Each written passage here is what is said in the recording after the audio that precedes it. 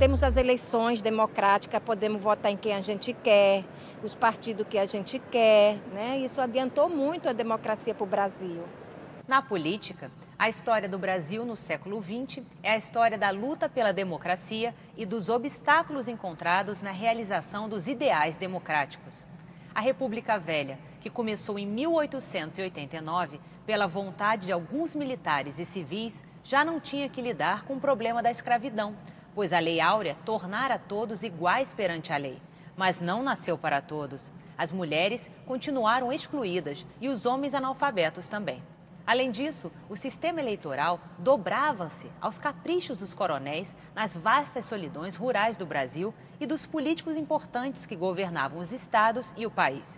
Grande parte das agitações sociais ocorridas entre 1889 e 1930, ano que marca o fim da República Velha, tinham por bandeira a verdade da representação eleitoral, a democracia de verdade. Quais são os principais partidos do Rio de Janeiro? São o PTB e a UDN.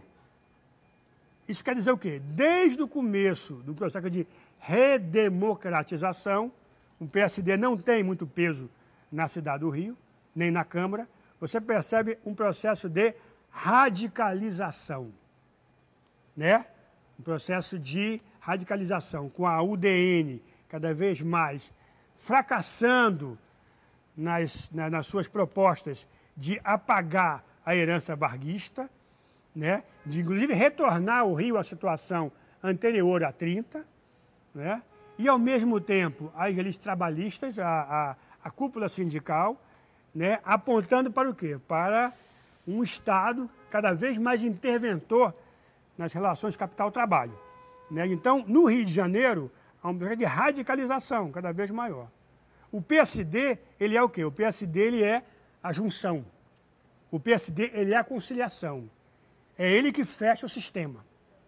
É ele que permite que a máquina funcione, porque ele tem diálogo com o PTB de um lado, no seu braço esquerdo, e tem diálogo com a UDN, no seu braço direito.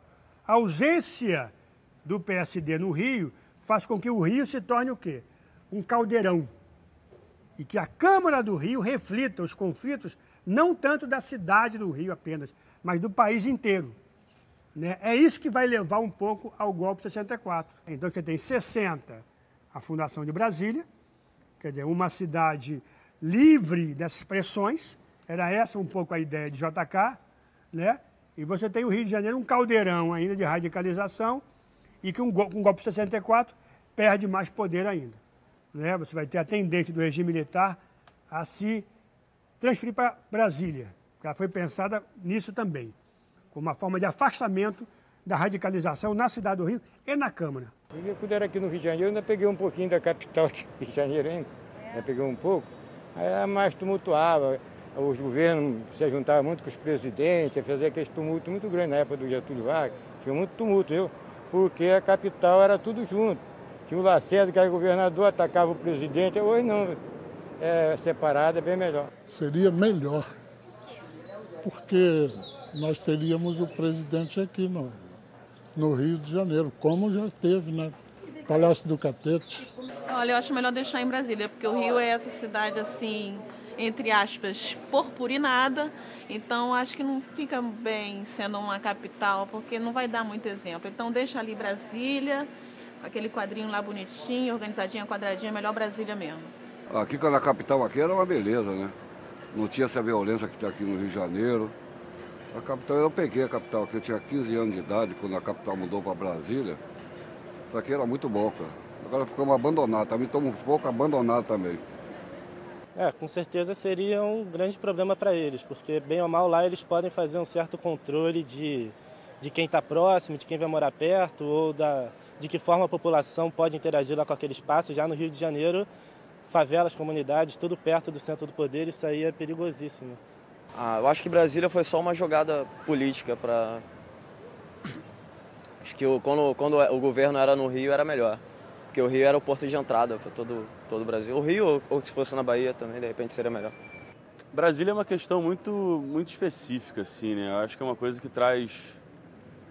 Teoricamente vem com com uma ideia de centralizar o país, e que é uma ideia boa, você tem uma capital que é no centro do país, não é aqui no Rio de Janeiro, que é um cantinho lá embaixo, no litoral. Isso é bom. Agora, ao mesmo tempo, criou-se uma cidade que agora já não é mais fantasma, mas que vive nesse fantasma, né? De ter sido criado, e aí todos os políticos e todo o poder está lá, então acaba que a sociedade real que está em torno disso tudo não participa e fica recebendo o que eles mandam de lá. E aí eu acho que é um erro absurdo, assim, isso ter virado o que virou.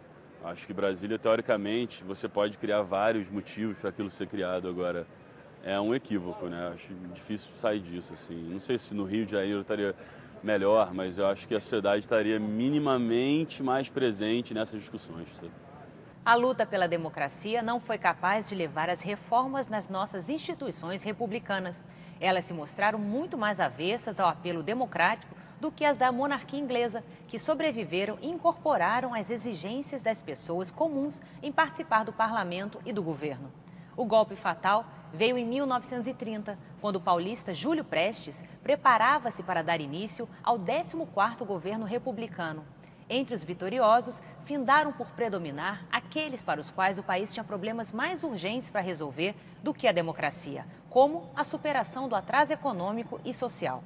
Após o golpe do Estado de 1937, que instituiu o Estado Novo, restou o silêncio aos que achavam que o sistema democrático não era empecilho, mas parte da solução dos nossos problemas. Getúlio Vargas suprimiu as liberdades no Brasil e, com elas, o Congresso Nacional, as assembleias legislativas e as câmaras municipais. O que acontece é que a derrubada de Getúlio não significou mudança nenhuma nas estruturas e na visão básica do Estado. Quem é que vai ser presidente eleito em 46? Eurico Gaspar Dutra, né? Pessoa de confiança extrema de Getúlio. Inclusive, caminhava até para mais à direita, porque havia militares mais à esquerda, militares mais à direita. Dutra era à direita. Então, a máquina burocrática e o próprio planejamento estratégico do getulismo continua após 46. Continua após 46. O que acontece é que a cidade do Rio, ela perde poder nesse momento. Ela se torna o quê? Se torna um local onde esses interesses vão se conflituar. E não esquecendo que a Câmara do Rio, ela está ali muito próximo do Congresso Nacional. Sendo isso, a voz do Congresso, na verdade, cala a voz da Câmara. Essas elites têm espaço no Rio, o Rio capital da República ainda, né? E, logicamente, a Câmara é o quê? A Câmara é afastada. Mais ainda, ela sai da área central do Rio, mais central, Cidade Velha, e vai para onde? Vai para o Campo de Santana. Então, você percebe que a própria colocação geográfica da Câmara vai refletindo o quê? Vai refletindo o seu distanciamento, na medida que o Rio se torna mais importante para o Estado português, para o Estado imperial brasileiro e para a República, né? Somente após 60 ou 64, ou após a nova redemocratização, é que você vai ver o Rio de Janeiro lentamente voltar a ter poder. A ditadura de Vargas acabou quando os militares o depuseram em 1945 e garantiram a realização de eleições gerais e de uma Assembleia Constituinte, que veio a escrever a Constituição de 1946. A chamada Era Vargas, contudo, não acabou em 45 em aspectos fundamentais. Deixou um poder executivo federal centralizador e crescentemente presente na vida da sociedade, graças à ampliação da burocracia e da ingerência nas atividades econômicas. Adversários do getulismo o tinham como uma herança maldita. Achavam que executivos muito fortes eram um desafio à democracia, pois além de obscurecer e diminuir a importância da representação parlamentar, tornavam-se alvos fáceis da cobiça de pessoas e grupos dispostos a usar o poder em benefício próprio, em vez de zelar pelo bem comum. De qualquer forma, o sistema democrático de governo inaugurado em 1946 não durou mais do que 18 anos. Acabou em 1964, quando o golpe militar suprimiu, mais uma vez, a liberdade no Brasil.